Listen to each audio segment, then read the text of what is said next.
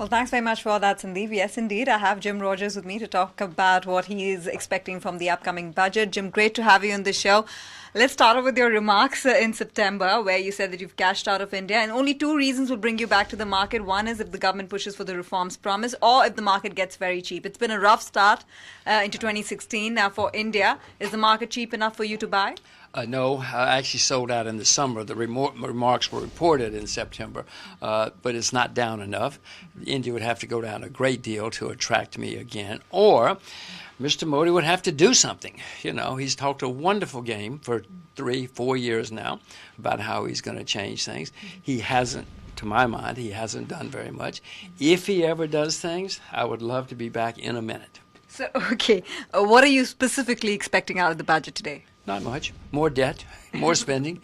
You know, India's a... But you know, spending is something that governments world over are doing. So why are you singling India out? No, I'm not saying... No, listen, I've sold a lot of countries. I sold Japan.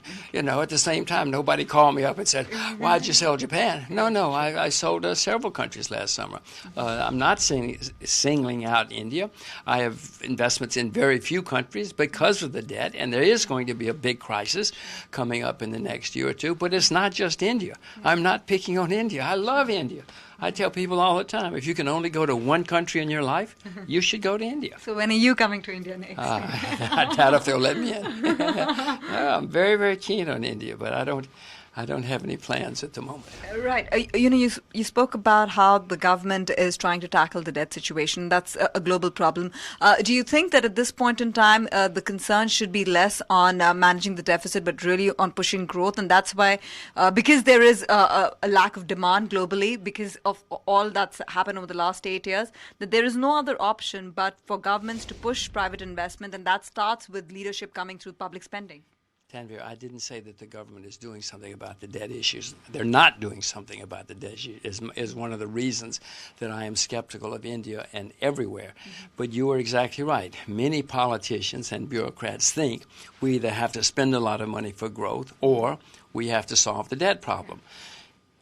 Their approach for the last 8 years has been wrong. It has not worked anywhere. Look at America. Look at Europe. Look at Japan. Japan is now in recession, even though Mr. Abe has been spending money as fast as he can and printing money. This does not work. It has not worked. In the early 1920s, America had a problem.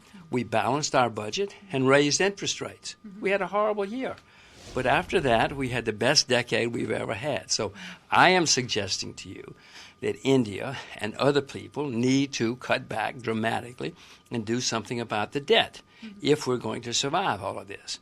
We probably aren't. But studies show that if you have high debt to GDP ratio, it's very hard to grow in a rapid manner.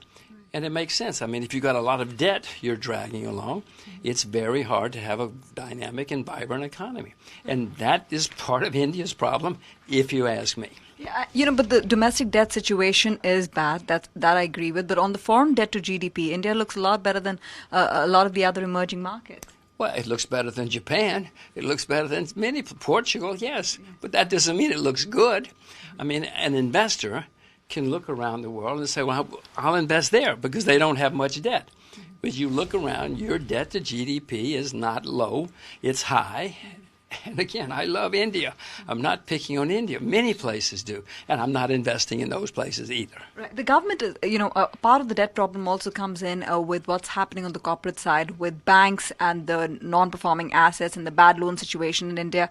Have you studied that closely and are you worried about it? And the government as well as the central bank are working towards ensuring that there's enough provisioning to tackle the problem as of now.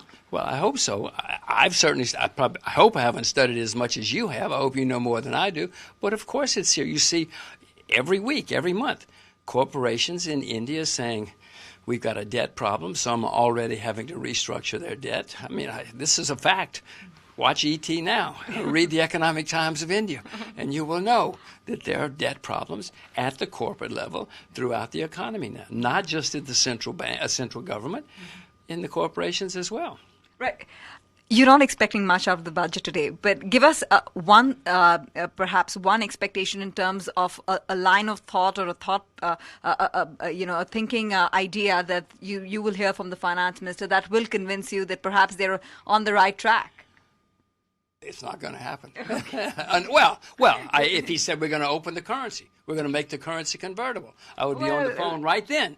If he said we're going to make the markets open to everybody, freely tradable, I'd be on the phone. I'd be on 2 phones. You've been talking about converting the currency for a while, but that's also one of the reasons why India's been so resilient so far, because the currency has been not as weak as other currencies because it's not that exposed to other markets. That's wonderful. I'm glad you said that. That's the party line. That's what the Indian government will tell you. Yes, that is not correct. India has not been as resilient. I know the government say that we're growing very fast, faster than anybody in the world right now. I'm skeptical of all governments, including my own, that when they say things like that.